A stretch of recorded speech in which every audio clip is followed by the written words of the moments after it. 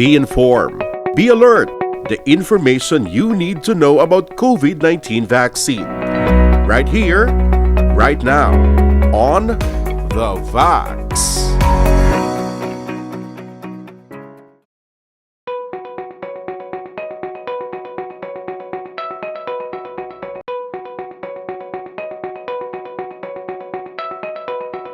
Balaan mo taga-town ako, nagakadto ako sa uma. Okay. So nakita ako to ang mga tao, may iban nga face mask, may iban nga face mask nila diri sa dalong ilong. Tapos may iba naman niya nga wala ga face mask. Kapamangkot ako wala ka mo ga face mask. How? Dok balaan mo wala di COVID sa uma. Okay? Ang akon da nga kung ibutang mo sa siyensya, kung ibase mo sa siyensya, in any place where you can breathe, in any place where there is air, it is possible nga akatuan na siya sang virus. Kaya yung virus transmitted by droplet, subong hambal nila airborne na. So, kag droplet isalin sa respiratory system sang pasyente. Okay? So, possible gid na iya nga kadtuan sang virus, kapin pa kung may nagdala sina dira. So, amo na gani ang akon bala nga analysis nga siling ko ang matabo ni sa ulihi. Kasi ang tanan bala nga taga-karsada, no? Tanan bala nga taga-karsada, lapit sa karsada, naga-mask, naga-face shield, so wala na di ang virus, for example, sa kantuan, kag na-vaccinate abi, kag wala na di sa virus ang kantuan, kag may taga-uma nga manaog di sa banwa, nga makakuha di sa banwa sang virus, kag dalon niya to, dali-dali magka-virus ang sa uma. Okay? Kag kung wala na di sa banwa, o abi, for example, eti na-vaccinate, naga-mask, face shield, sila na naman to karon ng virus. Sila naman to karon ang makatuan sa virus, sila naman to ang magka-virus, sila naman to ang magka-infeksyon. So, ang matabo na karon, wala na di sa karsada, dito sila sa uma, basi mabalik naman na nili nila sa karsada. Hindi na siya tuod.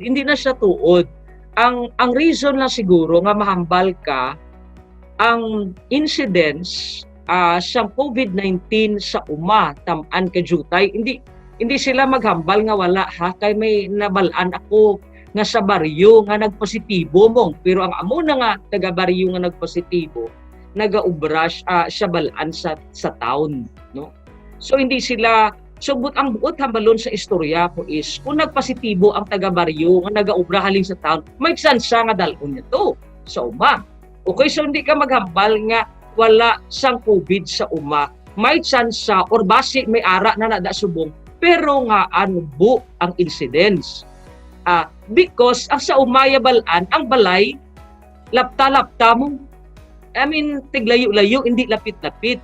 Kag ang mga tao tuya sa uma, seldaman sila naga daw something like sa grocery store, tinipon ka mo da, no? Kisama lang na sila, yung naga tipon-tipon nga magtililipon bala. Okay, kung kisa magbantay sila gani sa salakyan, layo ang balay sa isa. So ang iya nga geographical nga sitwasyon daw naga at least preventar sang transmission.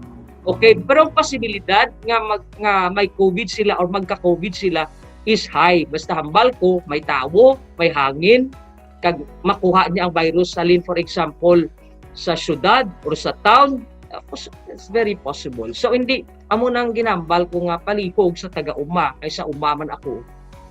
Abi, magbulig kita, do di buinas kita or di buinas ang sa uma, hindi man gid ko tamaan sa uma, sa karsada ako, pero sa town ako. Ang mambal ko sa ama, di buinas ka mo, kay ang balay, hindi lapit-lapit. Kag wala man lang kamuya permi, nagatinipon-tipon, that's a very good attitude, no? Kaya tinambal ta na, ang virus, dasigla na siya maglapta, kung nagatililipon ka mo, kung lapitanay ka mo.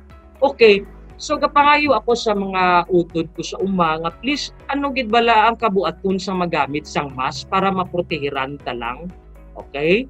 So pasalamat ka mo, nga either may virus da, pero lasyaw, hindi nyo na pagulatang magdamo sila sa pagtahatag sa ila sang tsansa nga kung hindi ka mo magmas, bisan layo anay ka mo, kisanay lang ka mo nagaano.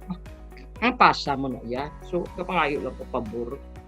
Oh, so amo na may posibilidad gid nga ang virus makaadto sa uma or may ara sa uma.